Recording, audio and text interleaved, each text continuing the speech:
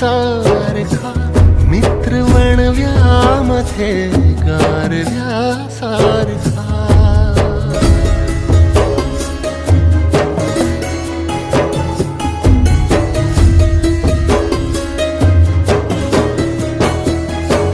जाळताना मला देह ठेवासा,